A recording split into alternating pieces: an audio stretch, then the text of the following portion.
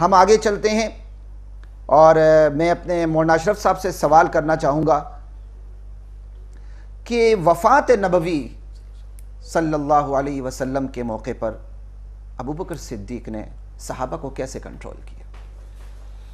بہت اچھا سوال ہے کہ ابھی ڈاکٹر صاحب رفاقت کی بات کر رہے تھے، تو اس کی میں ذرا اس سوال سے ہٹ کر والذین معہ، جو قرآن کی آیت مفسرین کا اتفاق ہے کہ اس کا مصداق سیدنا صدیق اکبر ہے، یہ قرآن مجید میں بھی رفاقت کا تذکرہ ہے۔ اللہ کے محبوب علیہ الصلوۃ والسلام جب دنیا سے رخصت فرما گئے، انتقال فرما گئے، یقیناً یہ اتنا بڑا سانحہ تھا، جمیع صحابہ کرام رضوان اللہ تعالی علیہم اجمعین کو اس کا دکھ پہنچا۔ روایات میں عجیب واقعات ہیں کہ ایک صحابی کھیت میں پانی لگا رہے تھے، ہل چلا رہے تھے، جب ان کو خبر ملی کہ اللہ کے نبی علیہ الصلوۃ والسلام دنیا سے انتقال فرما گئے تو انہوں نے دعا کی، اللہ میری آنکھوں کے نور کو چھین لے۔ کیسے؟ کس لیے کہ جن آنکھوں سے میں رسول اللہ صلی اللہ علیہ وسلم کا دیدار کرتا تھا اب وہ ابوبکر نہ رہے۔ صدیق نے کنٹرول کیسے کیا؟ بڑا اسپیسیفک سوال ہے، سیدنا صدیق اکبر رضی اللہ تعالیٰ عنہ نے، جمیع صحابہ پریشان ہیں، سیدنا صدیق اکبر رضی اللہ تعالیٰ عنہ تشریف لائے، حضرت فاروق اعظم رضی اللہ تعالیٰ عنہ کے ہاتھ میں تلوار تھی، کہا کہ جس نے آج کہا کہ میرے نبی دنیا سے انتقال فرما گئے تو میں اس کی گردن اڑا دوں گا۔ تو سیدنا صدیق اکبر رضی اللہ تعالیٰ عنہ تشریف لائے، فرمایا وما محمد الا رسول قد خلت من قبلہ الرسل افإن مات او قتل انقلبتم علی اعقابکم۔ صحابہ کرام رضوان اللہ علیہ مجمعین کہتے ہیں جیسے سیدنا صدیق اکبر رضی اللہ تعالیٰ عنہ نے یہ آیت کریمہ کی تلاوت کی، ایسے محسوس ہو رہا تھا جیسے آج ہی نازل ہو رہی ہے۔ اور دوسرے جملے کیا کہے؟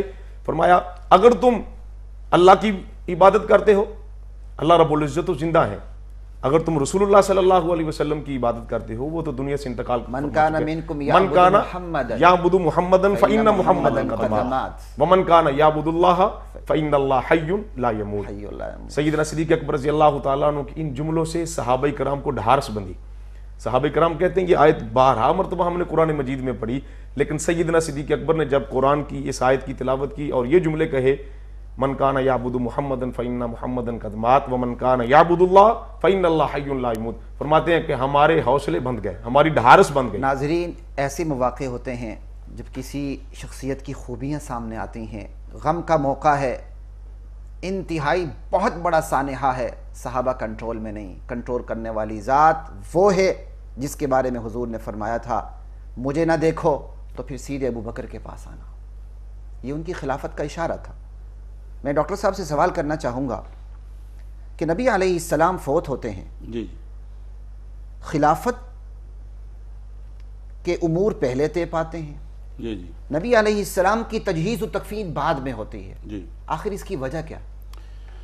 بہت اچھا سوال ہے۔ میں سمجھتا ہوں کہ تاریخ کے اور اسلامیات کے ہر طالب علم کو اس کا علم ہونا چاہیے۔ پہلی بات تو یہ ہے کہ اسلام ہر معاملے میں ترتیب، تنظیم اور تدوین کا قائل ہے۔ ماشاءاللہ، بہت خوب، ہر چیز جو ہے منظم، مرتب، مدون طریقے سے ہونی چاہیے۔ بہت خوب۔ اور نبی اکرم صلی اللہ علیہ وسلم کا ارشاد مبارک ہے کہ اگر تم سفر پر بھی ہو تو 2-3 آدمی ہیں، ان میں سے ایک بندے کو امیر بنا لو۔ تو گویا مسلمان کہیں بھی بغیر امارت کے، بغیر ترتیب کے، بغیر تنظیم کے نہیں رہ سکتا۔ اور اتنا بڑا حادثہ ہو گیا تھا، اور چونکہ اللہ کے نبی صلی اللہ علیہ وسلم نے حکمت کے تحت، مصلحت کے تحت اس بات کو صحابہ پہ چھوڑ دیا تھا، اور یہ فرمایا تھا کہ صحابہ جو فیصلہ کریں گے وہ انشاءاللہ وہ اللہ کی مشیت کے اور اللہ تعالیٰ کے حکم کے عین مطابق ہوگا۔ تو لہٰذا صحیح بخاری کی حدیث بھی ہے، اللہ بھی ابوبکر کے علاوہ کسی کو نہیں چاہیں گے، عوام بھی ابوبکر کے علاوہ کسی کو نہیں چاہیں گے۔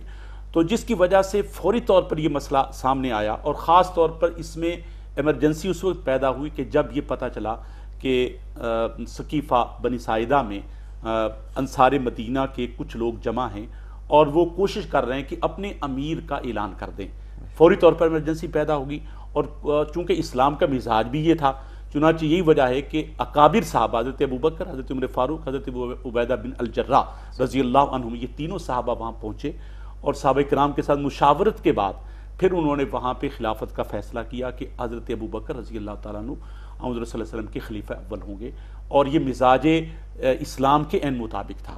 تو چونکہ اسلام ترتیب تنظیم کا قائل ہے، اور اتنے بڑے موقع پر اس بات کی اشد ضرورت تھی، ورنہ کوئی ایسا فتنہ اٹھ جاتا کہ اسلام جو ہے وہ اس کے بڑھنے کے، آگے پھیلنے کے اس کے مواقع مسدود ہو جاتے. تو ان صحابہ کرام کو کریڈٹ جاتا، انہوں نے وقت کا جو نوشتہ تھا، اہم ترین کام پہلے کیا. اور اس کے بعد پھر حضور صلی اللہ علیہ وسلم کا وصال چونکہ ہو چکا تھا، اس کو ترتیب منظم طریقے سے آپ صلی اللہ علیہ وسلم کے وصال کے جو مسائل تھے ان سے نمٹنا تھا. تو اس کے لیے امیر کی ضرورت تھی، تو لہٰذا پہلے امارت کا فیصلہ کیا گیا اور پھر تجہیز و تکفین کے مسائل جو حل کیے. ناظرین آپ نے سنا، اس کا 2 جملوں میں خلاصہ بیان کر دیتا ہوں. تجہیز و تکفین بعد میں ہوئی، خلافت کا مسئلہ پہلے طے پایا. پہلی بات تو سن لیں، انبیاء کے اجساد مطہرہ، ان کے جسم مبارک مٹی نہیں کھا سکتی، جسم خراب نہیں ہو سکتا. یہ انبیاء علیہ السلام کے جسم کی ایک کرامت ہے، معجزہ ہے اور خصوصیت ہے. چاہے جتنی بھی دیر ہو جائے، نبی علیہ السلام کی مبارک جسم کو کچھ ہو نہیں سکتا تھا. صحابہ کے درمیان یہ چیز طے شدہ تھی.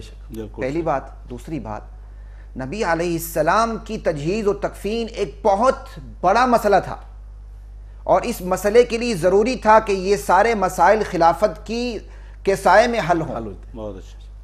تو پہلے اس لیے خلافت کا مسئلہ حل ہوا. خلافت کے مسئلہ حل ہونے کے بعد پھر تجہیز و تکفین سے متعلق جتنے بھی مسائل تھے خلیفے کے حکم سے حل ہوتے چلے گئے. کسی کو بھی پھر حکم سے جو روگردانی کی نہ ہمت ہوئی نہ دل میں خیال آیا.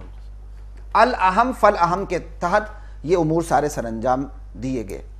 میں مولانا اشرف صاحب سے سوال کرنا چاہوں گا کہ خلافت صدیق آپ کے اہم ترین کارنامے انتہائی اختصار کے ساتھ صرف نمبر وار بیان کر دیجیے گا کچھ. سیدنا صدیق اکبر رضی اللہ تعالیٰ عنہ نے امور خلافت سنبھالنے کے بعد سب سے پہلا جو اہم کام وہ منکرین زکوٰۃ کے خلاف جہاد کا اعلان کرنا.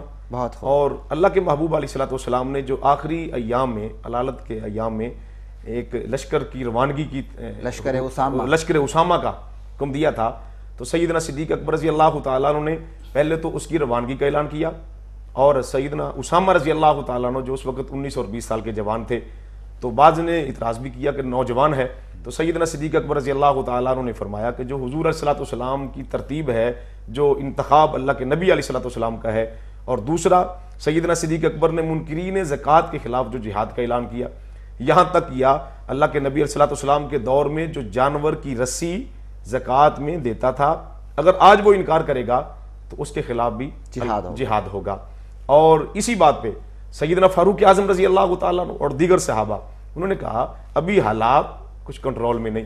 تو سیدنا صدیق اکبر نے ایک تاریخی جملہ کہا، فرمایا آسمان سے پرندے آئیں اور میرے جو جسم کو نوچ کر چلے جائیں، یہ تو گوارا ہے، لیکن اینقص الدین وانا حی، کہ اللہ کے نبی علیہ الصلوۃ والسلام کے دین کو کم کیا جائے اور میں زندہ رہوں، یہ گوارا نہیں. یہ تاریخ پر ثبت ہیں، یہ الفاظ تاریخ میں، یہ تاریخ میں ثبت ہے. دین مکمل ہو گیا. وانقطع الوحی، وحی کا سلسلہ بند ہو گیا. اینقص الدین وانا حی، آج دین میں کوئی ترمیم کرے، کمی بیشی کرے اور میں زندہ رہوں، یہ کیسے ہو سکتا ہے؟